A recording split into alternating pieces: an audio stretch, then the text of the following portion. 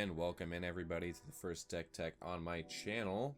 This is a brand new deck I just put together in paper recently. It is Kibo Uktabi Prince for 2 and a green. It's a 2/2 Monkey Noble. It says tap, each player creates a colorless artifact token named Banana. With tap, sacrifice this artifact, add red or green, you gain 2 life. Also says whenever an artifact an opponent controls is put into a graveyard from the battlefield, put a +1/+1 counter on each creature you control. It's an ape or a monkey, and whenever Kibo attacks, defending player sacrifices an artifact. So that third ability, not as important. I haven't found too many times playing this deck that I am attacking a lot. Sometimes late in the game, if I'm gonna do the second ability and get him pumped up, you know, 20-30 count or something like that, use a Rogue's Passage, go unblockable and try and one-shot somebody. It can happen, but the thing we're gonna focus on in this deck is gonna be that first ability. Obviously, we want to tap our commander to create bananas for each of our opponents and for ourselves, and then we're gonna punish them for having artifacts. So I'm not gonna go over every card in the deck, but I am gonna talk about the major themes of the deck, what the deck's trying to do, how we're planning to win, stuff like that. So we'll just start right off with Ancient Runes. It's 2 and a red for an enchantment. It says during each player's upkeep, Ancient Runes deals 1 damage to that player for each artifact he or she controls. So obviously later on I'll show you we got some untappers in the deck, so it's possible our opponents get up to 10, 12, 15 bananas, especially if they're not trying to sack them and make our commander huge, which sometimes does happen, but this encourages them to use them so that they're not getting domed for 10, 12 damage with Ancient Runes on the field. Also, we got some life gain because the Ancient Runes does hurt us as well. So we're going to use cards like Fangren Marauder. It's 5 and a green for 5/5 beast. It says whenever an artifact is put into a graveyard from the battlefield, you may gain 5 life. This happens way more often than you'd think. Obviously, anybody playing treasures, this is going to play into our effects really well. There's a few other life gain effects like this in the deck that will help us keep above the life total, even though some of our own cards do hurt ourselves. That, along with the 2 life we're gaining from our commander's bananas, I think we'll be all right. Also, to stop our opponents from gaining life, we got a few cards. One is Stigma Lasher. It's 2 red pips for 2/2 Elemental Shaman with Wither. It says whenever it deals damage to a player, that player can't gain life for the rest of the game, thus shutting off the life gain part of the bananas that we give to that player. And if we can't get those cards out, we do got something like Kavu Predator that can benefit off of our opponents gaining life. 1 and a green for a 2/2 Kavu with Trample. Says whenever an opponent gains life, put that many 1/1 counters on Kavu Predator. So basically this reads every time an opponent cracks a banana, put 2 counters on this creature with Trample. Just gets out of hand really quickly. It's really strong. Another in the like is Arcbound Crusher. It's 4 mana for an artifact creature, 0/0 with Trample. Whenever another artifact comes into play, put a +1/+1 counter on Arcbound Crusher with modular 1. Again, this basically reads tap your commander, put 4 counters on this creature, and especially with all the untappers we have, which I'll talk about later, this can get out of hand very, very, very quickly. Another way we can whittle our opponents down is going to be with Reckless Fireweaver. It's 1 and a red for a 1/3 Human Artificer. It says whenever an artifact enters the battlefield under your control, Reckless Fireweaver deals 1 damage to each opponent. Similarly, we've got Magnetic Mine,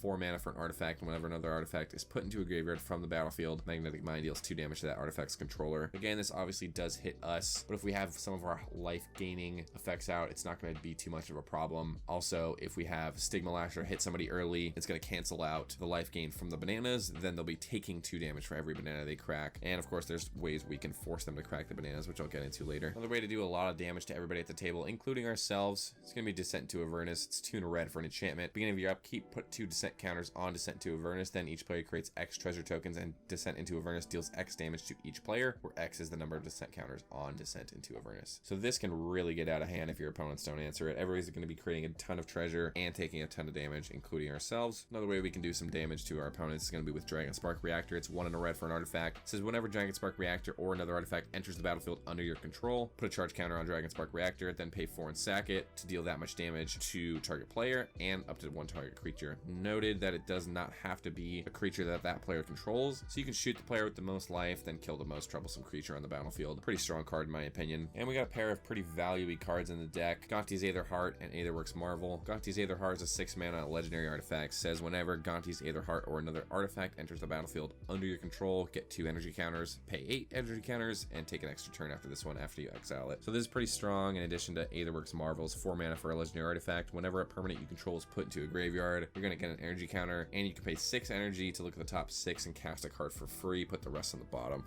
So you have both of these out in play. Tap your commander to get a banana and sacrifice it, and you're going to get 3 energy counters per banana cracked and created. So 2 bananas is basically equaling a free card off the top 6 cards of your library, which is just insanely strong. Another alt win con we have in the deck is going to be with Maskwood Nexus. It says creatures you control are every creature type. The same is true for creature spells you control and creature cards you own that aren't on the battlefield. So this will be able to pump up our whole team with our commander's ability, even if they aren't apes or monkeys. There's a few other small synergies in the deck that just make this card really fun to play. Another one's going to be the Ozolith, 1 mana, legendary artifact. Whenever a creature you control leaves the battlefield, if it had counters on it, put those counters on the Ozolith, and then you can move those counters back to a creature at the beginning of your combat step. So obviously, your commander's going to be getting huge with all the amount of artifacts going to your opponent's graveyards, bananas, treasures, other sorts of artifacts, and you can bank those counters for later in case somebody tries to kill your commander. Another fun way we can use our bananas for values with Kuldotha Forgemaster. It's a 5 mana artifact creature. It says tap, sack 3 artifacts, search your library for an artifact card, and put it on the battlefield, then shuffle. So it's a tutor. All we have to do is sack 3 artifacts, or 3 bananas in our case. Maybe treasures or something else. We do have some other ways to create some artifacts, but it's pretty much always going to be bananas, and you can go get any super powerful artifact out of your graveyard and put it directly into play. It's pretty insane. Also, we're going to need to protect our commander some of the time when it has some huge counters if we don't have the Ozolith out. So we got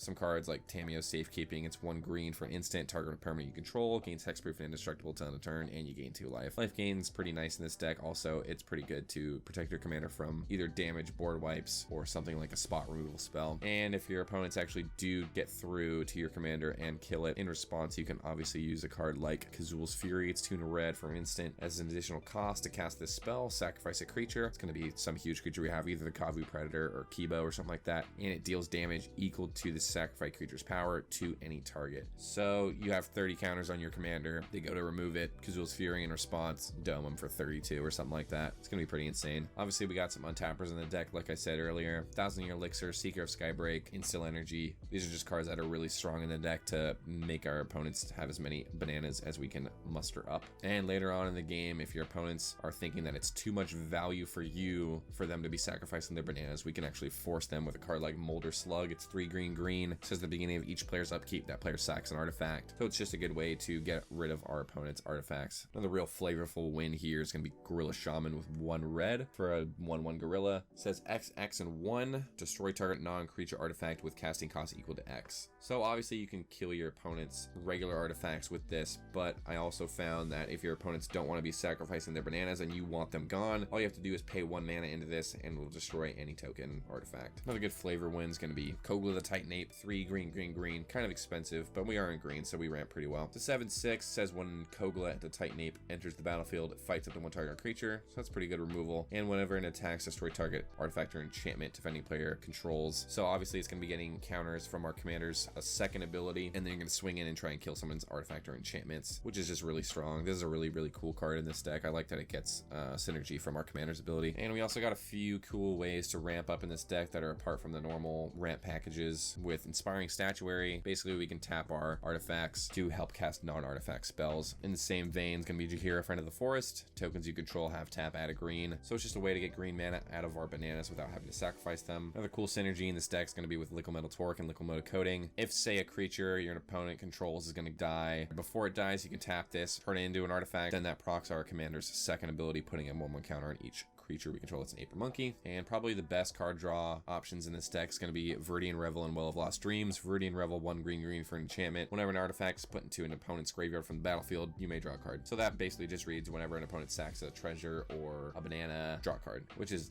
absolutely insane value. Next up, we got Well of Lost Dreams. Whenever you gain life, you may pay X, where X is less than or equal to the amount of life you gained if you do draw X cards. So you can draw up to 2 cards per banana we sacrifice, and we can obviously have the banana pay for 1 card draw there. Another really interesting value card in this deck is going to be Saren's Steel Seeker. It's a new card from Brothers War. It says whenever an artifact enters the battlefield under your control, look at the top card of your library. If it's a land, reveal it, put it in your hand. If you don't, you can put it in your graveyard, which we probably won't be doing because we don't really have any graveyard synergy strategies in this deck, but it is really, really strong. So whenever one of our bananas is created, we can look at the top card of our library and put it into our hand if it's a land. So it's kind of pseudo card draw, I think. And we're gonna finish this off with a couple ways to give our opponents artifacts besides bananas. We got Genesis Chambers, the first one. Whenever a non-token creature comes into play, if Genesis Chambers untapped, that creature's controller puts a 1/1 mirror artifact creature token into play. So it gives our opponents a little 1/1 mirror that will help us benefit off of cards that want our opponents to have artifacts. Similarly, we got Jolene the Plunder Queen, 2 red and a green for a 2/2. Whenever a player attacks one or more of your opponents, that attacking player creates a treasure token. That's good for a couple of reasons. We obviously want our opponents to be attacking each other instead of us, and we also want them to have artifacts. Also, Jolene says that if you would create one or more treasure tokens, instead create those tokens plus an additional treasure token, and you can sack 5 to put 5 1/1 counters on her. It could be pretty strong late game if you have a bunch of treasures around. Next up, we got Bucknard's Everfull Purse. It's a 2-mana artifact. Pay 1, tap it, roll a d4, and create a number of treasure tokens equal to the result. The player to your right gains control of Bucknard's Everfull Purse. So I just found playing this card, it's a lot of fun to have it passed around the table. People create some treasures, they get to do stuff. You don't want to be playing in games that just have people mana screwed, they're not being able to do anything. It's a good way for that to happen, in addition to actually benefiting us with our opponents having artifacts. And last but not least, we got Tempting Contract. Beginning of your upkeep, each opponent may create a treasure token. For each opponent who does, you create a treasure token. So it's doubly good in this deck because we want our opponents to have artifacts and we want to have treasure tokens for ourselves. And that's pretty much it for the majority of the signature cards of the deck. I'm not going to go into all of them like I said, but I do have the deck list down in the description below if you guys want to check it out. This is a really, really fun deck that I put together recently. That's probably the atypical way of building this. People are probably going to go ape tribal with this, but there is a few upgrades that I may end up getting. Cards like Primal Vigor, Doubling Season, those kind of things to just double up. More bananas is pretty much the name of the game here. So the more bananas you can get out, the better. So thanks everyone for watching. If you like this one, just drop a like down below, leave a comment, tell me what card you like or what card you think I should add to this deck, and I'll see you guys on the next deck tech. Thanks so much for watching. See you later.